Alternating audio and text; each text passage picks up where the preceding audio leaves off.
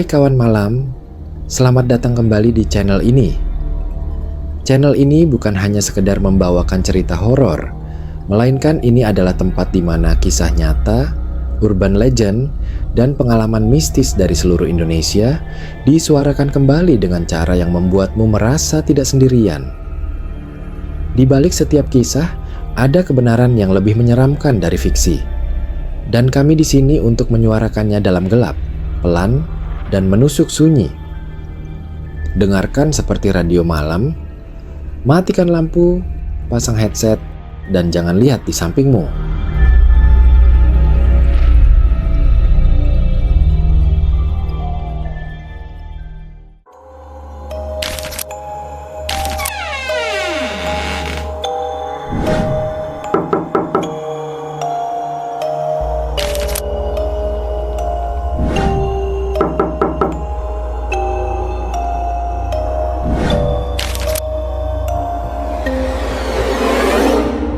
Aku ada di sampingmu.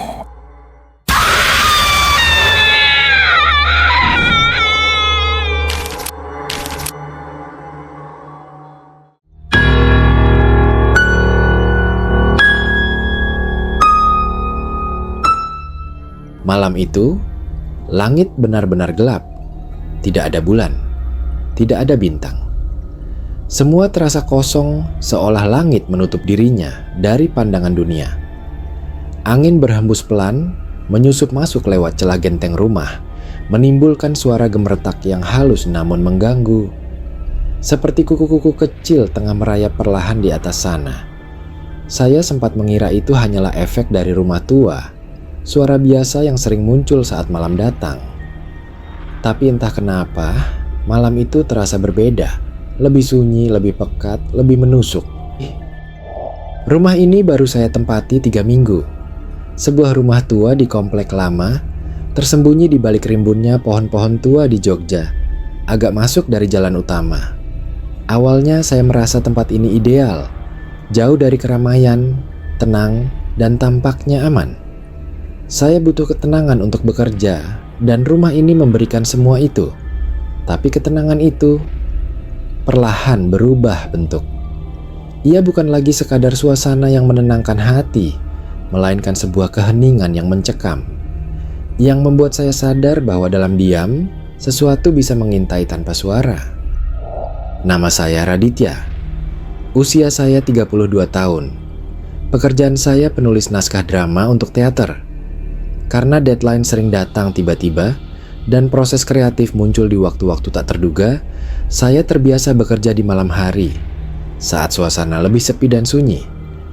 Ketika sebagian besar orang terlelap, justru di saat itulah pikiran saya paling hidup. Dunia yang diam memberi ruang bagi imajinasi untuk bekerja tanpa gangguan. Rumah yang saya tempati ini sebenarnya cukup nyaman. Bangunannya memang tua, tapi kondisinya bersih dan terawat. Ada 2 kamar tidur, ruang tengah kecil, dan dapur mungil di belakang.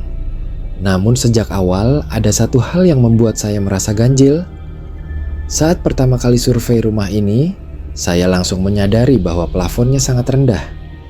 Tidak ada akses ke loteng, tidak ada tangga tersembunyi, tidak ada pintu rahasia di atas. Bahkan pemilik sebelumnya menegaskan, "Nggak ada loteng, Mas. Cuma ruang sempit antara plafon dan genteng." Tapi meskipun begitu, malam itu, saya jelas-jelas mendengar suara dari atas kepala saya. Seolah ada sesuatu yang bergerak perlahan di ruang yang katanya kosong itu. Awalnya saya kira itu hanya tikus. Pikiran rasional saya mencoba menenangkan diri. Rumah tua seperti ini wajar kalau ada hewan kecil bersarang. Saya dengar suara langkah pelan. Krak, krak. Dari atas plafon ruang tengah, seperti cakar kecil yang menyentuh papan kayu dengan hati-hati. Saya sempat menyalakan lampu, berjalan memeriksa sekeliling, bahkan sempat memukul-mukul plafon dengan gagang sapu. Tidak ada respons, tidak ada suara lanjutan. Saya mencoba meyakinkan diri bahwa itu hanya hewan kecil yang lewat, tak perlu dikhawatirkan. Tapi suara itu kembali datang, bukan sekali, bukan 2 kali. Hampir setiap malam, selalu di waktu yang hampir sama, sekitar pukul 2.30 dini hari. Kali ini terdengar lebih jelas. Langkah-langkahnya pelan, berat, dan teratur.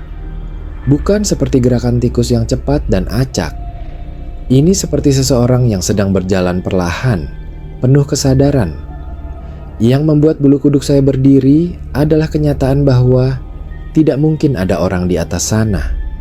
Tidak ada lantai, tidak ada akses, tidak ada ruang untuk menapak. Tapi telinga saya tidak mungkin salah. Langkah itu nyata. Saya mulai merasa ada yang tidak beres. Jadi saya memutuskan untuk merekam suasana malam di rumah itu. Setiap kali tidur atau bekerja larut, saya menyalakan perekam suara dan membiarkannya aktif semalaman, berharap bisa menangkap bukti dari suara aneh yang sering saya dengar. Dan benar saja, dalam salah satu rekaman terdengar derap langkah yang berat, seperti sepatu dengan sol keras berjalan perlahan, bolak-balik di atas plafon. Kadang langkah itu berhenti tepat di atas posisi saya duduk, lalu hening sejenak, seperti sesuatu sedang berdiri diam mendengarkan saya. Puncaknya terjadi suatu malam saat saya sedang menulis di ruang tengah. Langkah itu terdengar lagi, semakin jelas, semakin dekat, dan kemudian berhenti tepat di atas kepala saya. Lalu tanpa peringatan, duk, duk, duk. 3 hentakan keras mengguncang plafon, seperti seseorang meloncat-loncat dengan kasar di tempat. Jantung saya langsung melonjak ke tenggorokan. Saya terjatuh dari kursi karena kaget luar biasa. Dengan tangan gemetar, saya meraih senter dan bergegas keluar rumah. Saya arahkan cahaya ke atap, tapi tak ada siapapun. Tidak ada bayangan, tidak ada suara, hanya angin dingin yang menggerakkan daun-daun di sekitar rumah. Saya mulai kehilangan tidur. Setiap malam saya menunggu suara itu muncul, bukan karena penasaran, tapi karena ketakutan yang tak bisa saya redam. Rasanya seperti menanti sesuatu yang tak terlihat, tapi pasti datang. Saya mencoba berbagai cara untuk mengalihkan perhatian, memutar musik dengan volume pelan, menyalakan TV sepanjang malam, bahkan tidur sambil memakai earphone. Tapi semuanya sia-sia. Suara itu tetap muncul, melewati lapisan suara lain, menyusup masuk ke dalam telinga, seolah berasal dari dimensi yang berbeda. Ia tidak mengikuti hukum fisik. Ia seperti gema dari sesuatu yang tidak hidup, tapi sadar. Ketika suara itu terus menghantui saya malam demi malam, saya mulai berpikir, mungkin rumah ini memang menyimpan sesuatu. Bukan sekadar keanehan struktural atau ilusi pendengaran, tapi sesuatu yang lebih tua, lebih dalam. Saya coba menghubungi pemilik lama, ingin bertanya apakah mereka pernah mengalami hal serupa. Tapi nomor yang dulu diberikan kini sudah tidak aktif. Tak menyerah, saya bahkan datang ke kantor pengelola perumahan untuk mencari informasi lebih lanjut. Di sanalah, saat membuka berkas-berkas lama dan arsip properti, saya menemukan sesuatu yang membuat darah saya langsung dingin. Menurut arsip bangunan yang saya temukan, rumah ini dulunya memiliki 2 lantai. Fakta itu membuat saya terdiam lama. 20 tahun lalu, lantai atas terbakar habis dalam sebuah insiden yang dicatat dengan sangat singkat dan misterius.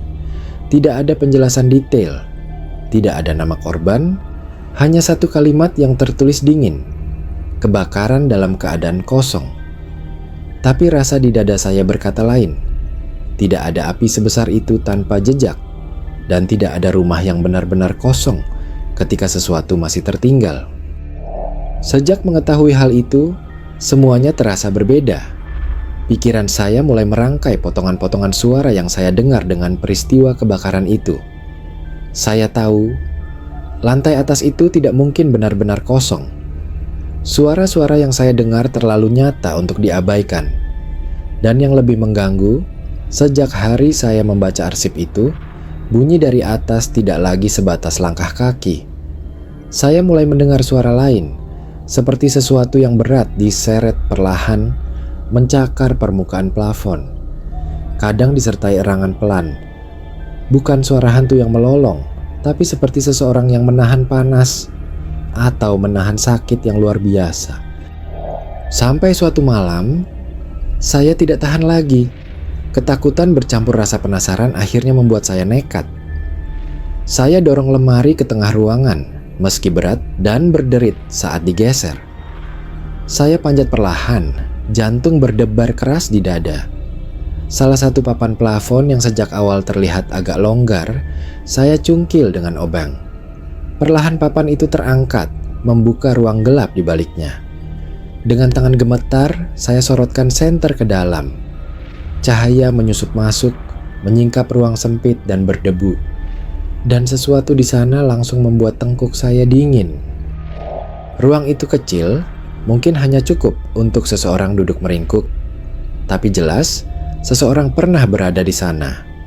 Ada kain lusuh, seperti selimut usang yang dibiarkan membusuk. Di dekatnya, saya melihat lelehan lilin yang sudah membatu, menempel di permukaan kayu. Tapi yang paling membuat dada saya tercekat adalah boneka kecil. Tergeletak di pojok ruang, dengan wajahnya yang gosong sebelah, seolah terbakar separuh, tapi masih menatap lurus ke arah saya. Saya tak berani menyentuh apapun. Nafas saya memburu, dan tangan saya seperti kehilangan tenaga. Saya segera menutup plafon, menggeser lemari kembali ke tempat semula, lalu duduk terdiam di lantai.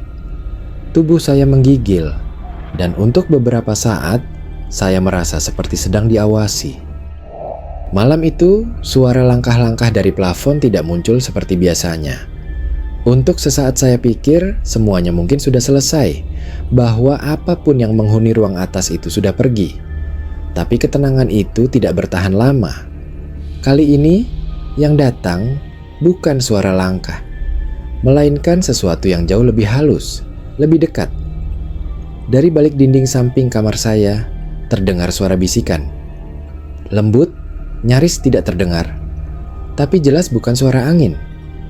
Bisikan itu seperti potongan kata-kata dalam bahasa asing, tidak seperti bahasa manusia modern, lebih seperti mantra kuno yang terucap berulang-ulang, namun terputus-putus. Saya mendekat dengan hati-hati, mencoba memahami suara itu. Saat saya tempelkan telinga ke dinding, seluruh tubuh saya menegang. Bukan hanya bisikan yang saya dengar, tapi suara napas, berat, dalam. Seperti sesuatu di balik sana sedang menarik napas setelah waktu yang sangat lama. Napas itu bergetar, seperti keluar dari tenggorokan yang luka atau rusak. Saya langsung menarik kepala saya menjauh, dada saya naik turun. Perasaan terkurung mulai merayap di dalam diri saya, seolah kamar ini bukan lagi ruang pribadi, tapi kandang, dan saya bukan satu-satunya yang ada di dalamnya. Saya tak tahu pasti apa yang pernah terjadi di lantai 2 rumah ini dulu. Semua catatan yang saya temukan hanya memberi informasi setengah matang. Tidak cukup untuk membentuk gambaran utuh, tapi cukup untuk menanam rasa takut. Tapi satu hal yang saya yakini, apapun yang pernah ada di sana belum pergi. Ia masih di sini. Diam, tapi nyata. Saya sudah mencoba berbagai cara. Saya lakukan ritual pembersihan, membakar kemenyan, menyiram air doa di sudut-sudut rumah, bahkan memanggil orang pintar yang konon bisa berkomunikasi dengan makhluk halus. Tapi hasilnya sama. Semua orang pintar yang datang mengatakan hal yang mirip. Kalimat yang sama berulang kali, seperti sudah menjadi semacam peringatan. Rumah ini tidak mau ditinggal kosong. Saya tak tahu pasti apa artinya. Apakah rumah ini hidup? Atau ada sesuatu di dalamnya yang menolak kesendirian? Tapi sejak mendengar kalimat itu, saya mulai menyadari satu hal. Saya tidak pernah benar-benar sendirian. Bahkan di malam-malam yang paling sunyi, ketika saya berpikir semuanya telah mereda, suara itu akan datang kembali. Dan selalu di waktu yang sama, tepat pukul 3 pagi. Langkah itu muncul. Pelan. Tapi terasa semakin dekat, seolah tahu saya mendengarnya. Dan yang paling membuat saya ketakutan, bukan lagi soal suara dari atas plafon, bukan langkah-langkah yang mondar-mandir di ruang yang tak terlihat atau napas berat dari balik dinding. Ketakutan saya berubah wujud menjadi sesuatu yang lebih dekat, lebih nyata. Karena malam kemarin, saat saya duduk di ranjang, lampu sudah saya matikan, dan hanya cahaya dari luar jendela yang menyusup tipis ke dalam kamar. Saya mendengar bisikan, pelan sekali, tepat di belakang pintu kamar saya sendiri. Bisikan itu terdengar seperti suara seseorang atau sesuatu, dan kata-katanya tidak akan pernah saya lupakan. Aku turun sekarang. Itu yang saya dengar. Suaranya dingin, berbisik tapi jelas, seolah dia sudah ada di atas sana dan kini sedang bergerak turun. Tapi inilah masalahnya. Rumah ini tidak punya tangga. Tidak ada jalan turun karena lantai 2 itu seharusnya sudah tidak ada. Lalu, dari mana dia akan turun? Dan lebih penting lagi, kemana dia akan pergi setelah turun? Sejak malam itu, saya tak lagi memikirkan bagaimana cara keluar dari rumah ini. Saya hanya memikirkan satu hal. Apakah yang turun itu sekarang sudah bersama saya di dalam kamar?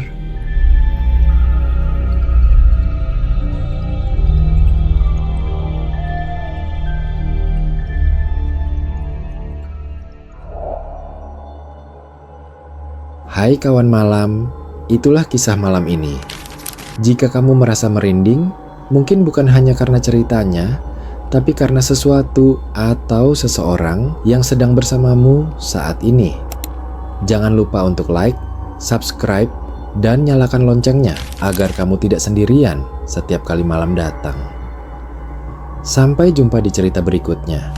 Dan ingat, jangan lihat ke sampingmu karena mungkin ada sesuatu di sana.